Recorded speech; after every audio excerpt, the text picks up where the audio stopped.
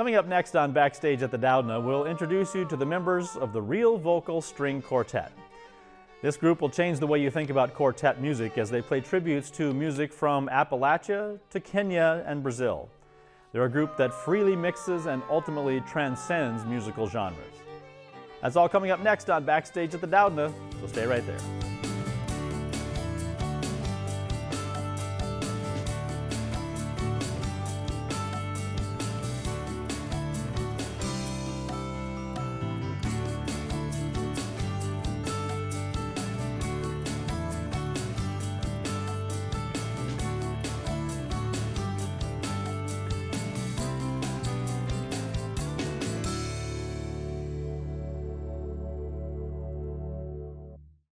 Welcome to this final installment of Backstage at the Doudna.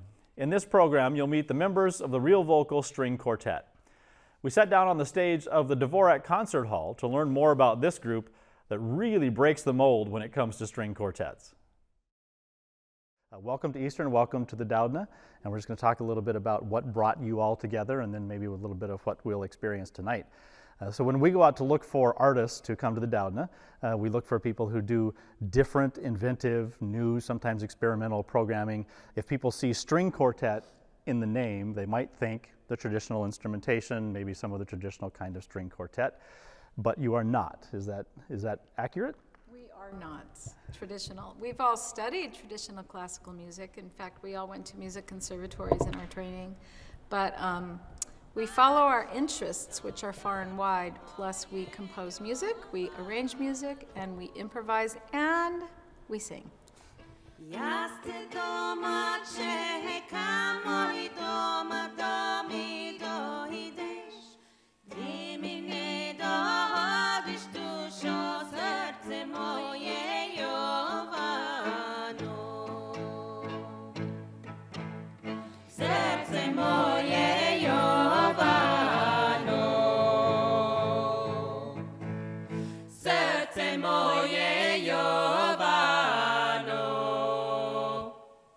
And that's the other piece too, because it's not actually string quartet at the front of your name, it's vocal at the front of your name, yet you're players and singers. So talk about how the whole genesis of that process came about, that you decided one day, we're going to play and sing. Why not? You know, I think it's organic. It wasn't a decision. It was something that came about because we love to sing and we love to play.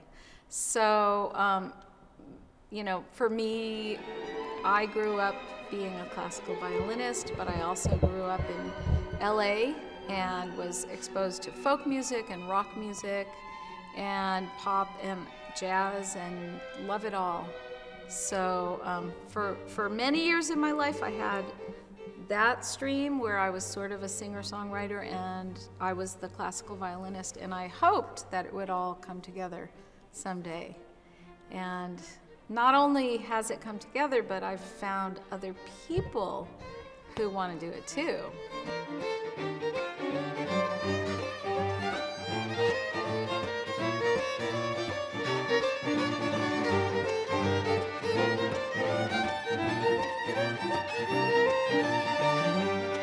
This group started with a bunch of material that I wrote, and Jess and I first played it as a duo way back when. But we very soon fleshed it out into a string quartet. What was your impression when this idea, as Irene said, became organic and you're just sort of, it's going deeper? What were you thinking? Well, I had sung a little bit in a pop band right after the conservatory, playing cello, and then I also was in a Balkan music band where I also was singing. So I was already doing a little bit of that, but I had never considered a string quartet with singing, because I did associate string quartet so much with classical music. So I actually like many string players, I mean, playing in a string quartet is a really great dream. For string players, it's always something you want to do, and it's something you study. And so it was really great to consider doing both things, to sing and to be in a string quartet. So I like that idea, and I like that it also distinguishes us from other groups, for sure. Cluck old hen, cluck and sing, ain't laid an egg since late last spring. Cluck old hen, cluck and squall, ain't laid an egg since late last fall. Cluck old hen, cluck and sing, ain't laid an egg since late last spring. Cluck old hen, cluck and squall, ain't laid an egg since late last fall.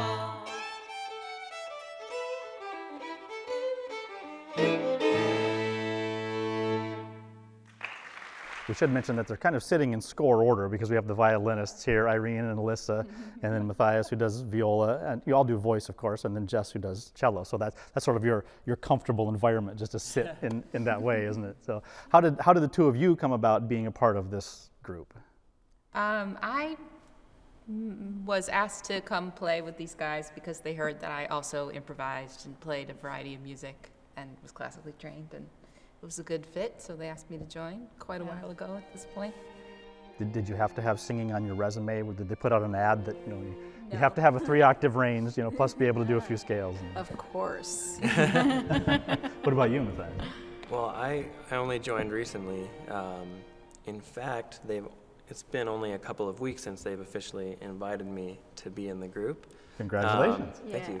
Yeah, but I started playing with them back in October. We prepared a concert at the beginning of November, and it was sort of an ongoing audition process. And yeah, I mean, I guess, how did that happen? Oh yeah, we did a gig. It was an We did this interesting gig where we were playing these sort of, a guy had invented these new Persian instruments, and we went down to LA and we shared a flight back together and sort of got to talking.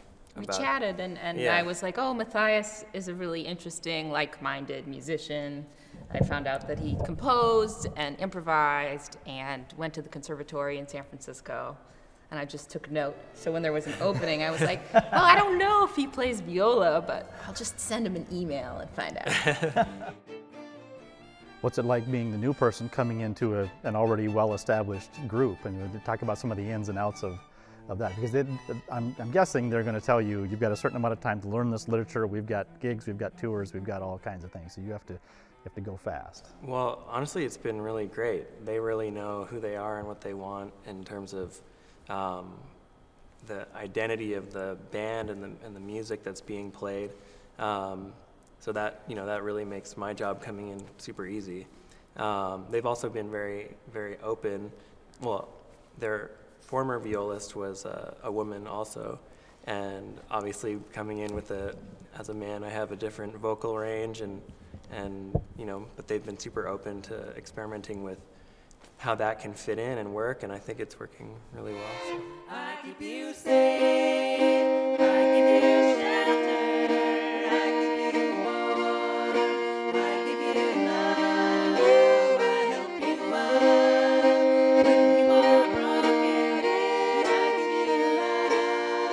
I give you love, I give you love, I keep you safe, I give you shelter, I give you warmth, I give you love, I help you up when you are broken.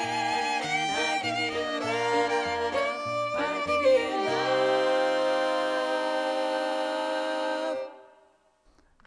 So he said you have a good identity of who you are. So who are you? I mean, as an ensemble, you're not the classical string quartet. You're not the rock band, although you've done all kinds of things. You bring all of those elements in. But how do you flesh that out nightly on stage, just to be able to communicate everything that's within you? It's hard to put one label on us. So in terms of like written publicity, it's tricky. But the fact that we self-generate our own music, I think, is a big part of who we are.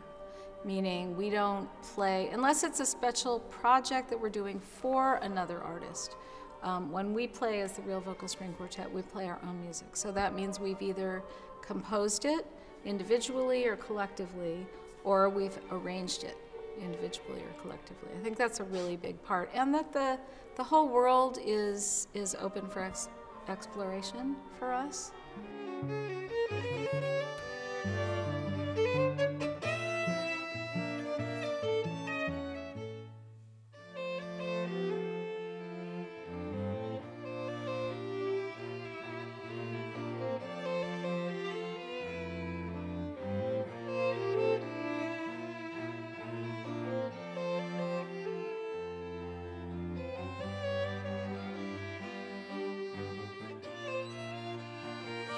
To me, it does seem like we're interested in music from so many cultures, and we're able to bring in any of those, musical options if we want, including music from Eastern Europe, because we went on this great tour overseas through the State Department. So now we've included some of those tunes into our repertoire, which is kind of great. And then we also had, when we first started, Irina had brought in a Brazilian tune, and then Dina brought in another Brazilian tune. Dina was the former violist. And then Alyssa has brought in a lot of bluegrass and Americana influence. So I think it's kind of like anything goes.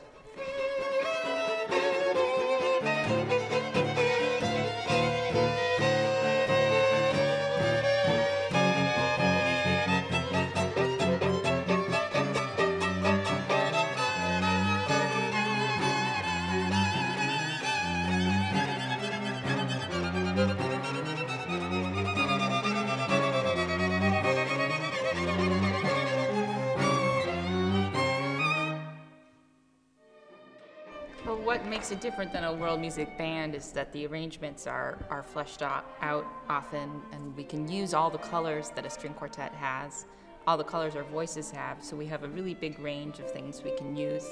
We can have a lot longer forms in our songs than you might in a band where it's more you just play the melody. Mm-hmm. So they're often through composed sort of compositions that are based on folk melodies that we're inspired by, or pop melodies that we're inspired by. Time and time again I fail to hear what you tell me. I listen, won't fail to hear now and again. I think it's interesting that I've heard three of you now refer to yourself as a band, not as a quartet, not as an ensemble, not as something that would lend itself more toward the classical side of things, but more toward the pop. I just find that, again, that probably is organic too. It just sort of comes because that's who you are. And some of what we play, for instance, Jessica arranged a tune by David Byrne, who was in, the Talking Heads, and we don't have a drummer and we don't have a bass player, but we create that.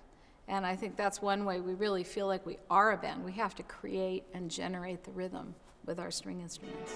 Mm-hmm.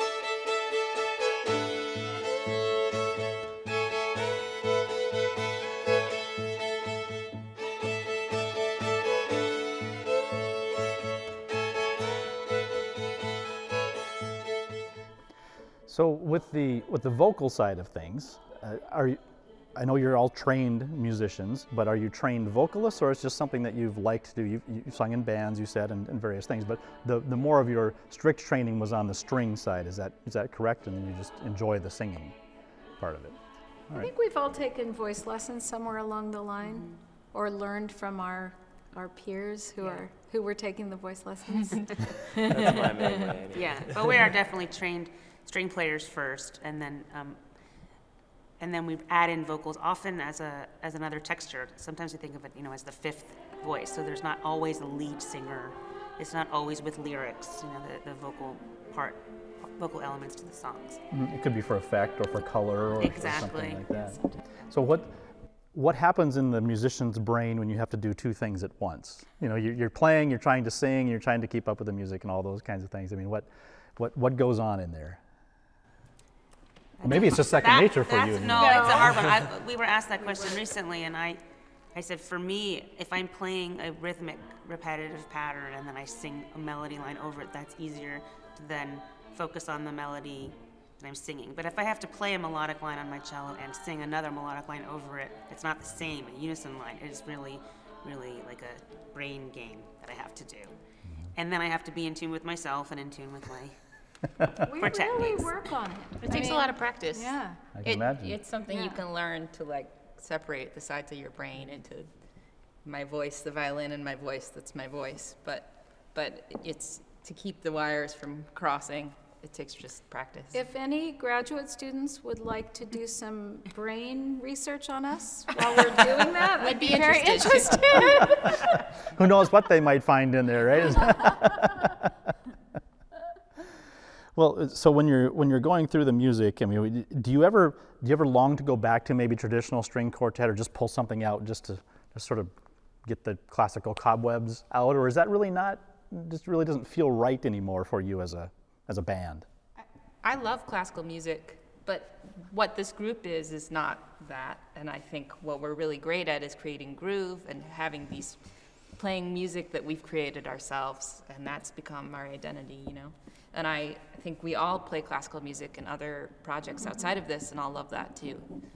And some of you work with experimental and new music kinds of things, and so you're always keeping it fresh, you're always keeping something new, which ultimately I think strengthens the group, because then you bring that back into this particular ensemble. Hey, let's try this, you know, this is kind of cool. And what about technology? Because you're using not really much in the way of technology. You use microphones, your instruments and your microphones. I mean, if you really want to push out, have you experimented with newer kinds of computer technology and synthesize and all those kinds of things? Or are you just going to keep it sort of right, you know, kind of right where it is? There's a lot to explore without going into computer technology. For me, what makes, I personally love the acoustic sound of the string quartet, that there are beautiful acoustic instruments, and there's such an enormous range. There's like an infinite range of sounds that you can do with string instruments without adding all the other effects. I think those are all great too, but we haven't explored that yet in this group, and I like that we can do it with our instruments and keep exploring and finding different sounds within what we're using. And in some ways, that's what ties all of our repertoire together, is that we are a string quartet with voices, and we do a very diverse programming within that. But I think that having the same instruments and the same basic sounds, or the same parameters of sound, defines us.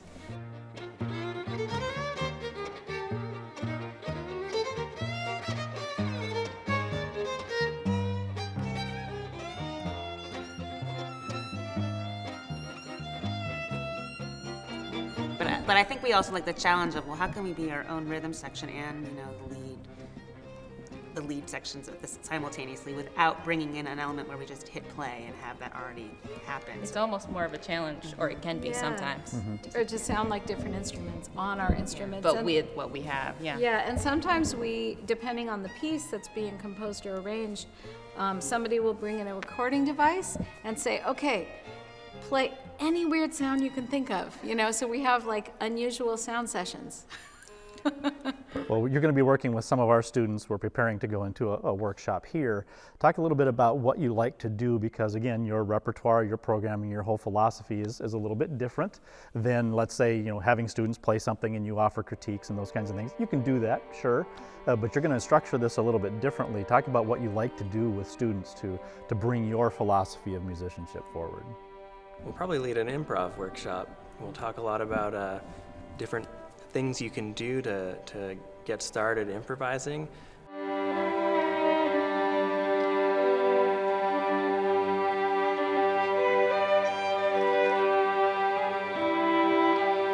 mean, we have experience doing that, and it's something that we can really offer that is fun and actually totally accessible for everyone. And you know, we'll be doing some of that. Great.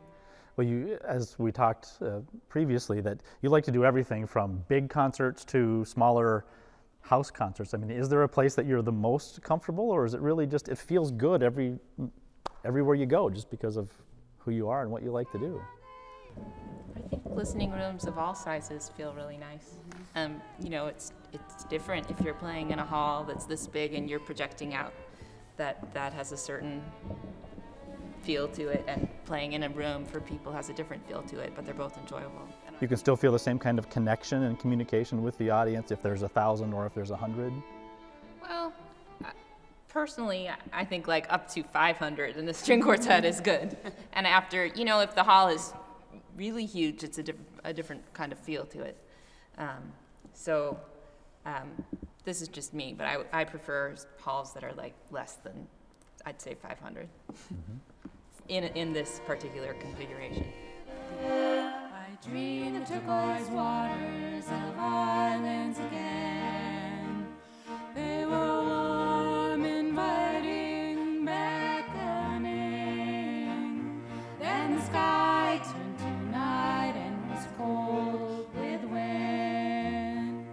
But I'll face my troubles. Yes, I'll face my troubles again. Yes, I'll face my troubles again. I keep you safe. Well, we did just play a house concert, and what was really fun about that was right before we were about to finish the concert, someone from the audience said, "Can we ask you some questions?" And so it became this informal Q&A right there in the living room, and that was really nice. And then it encouraged a lot of people to ask questions, not just that one person.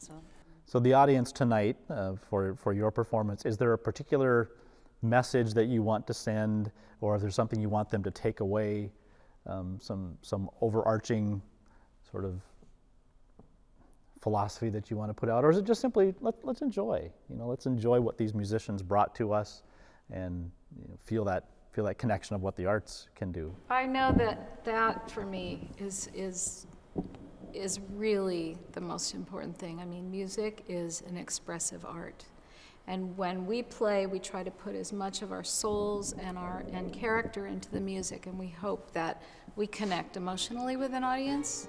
That's something unnameable. That is one of the most nourishing things, I think.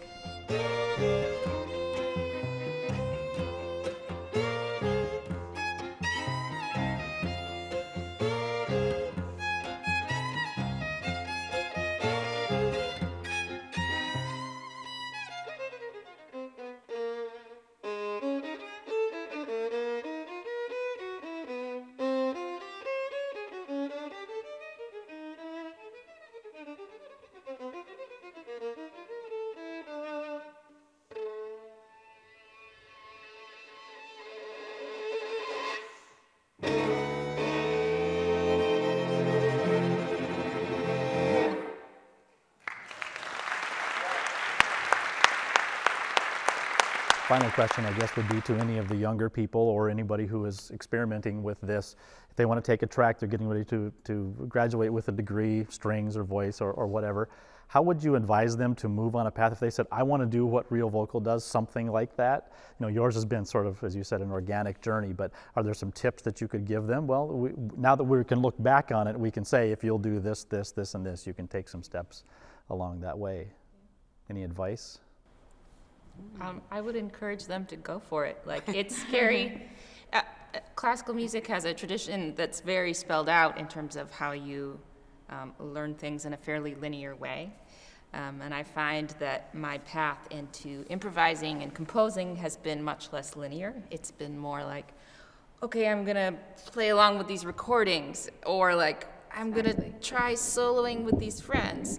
And I think all of that is really great experience, and in the end it has been a path for me, even though at the time it feels a little bit like random. Trial and error. Yeah, and some of it probably wasn't helpful, but I think most of it was in some way or another. I think if you just follow your interests and follow what you love and what you're passionate about, you can really go a long way.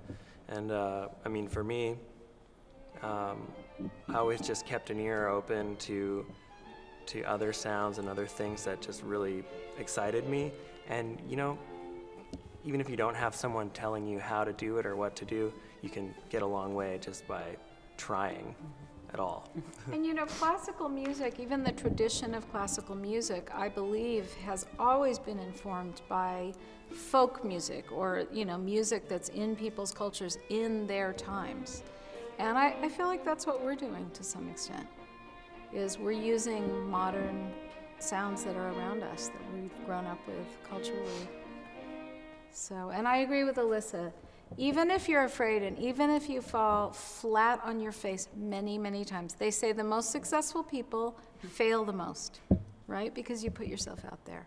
So try to just do it and fail and fail and fail, but you'll get somewhere. Well, Irene, Alyssa, Matthias, Jess, we thank you for being here. We're looking forward to the rest of the afternoon and the evening and the wonderful performance from Real Vocal String Quartet. Thank you. Thanks for having us. Thanks very much.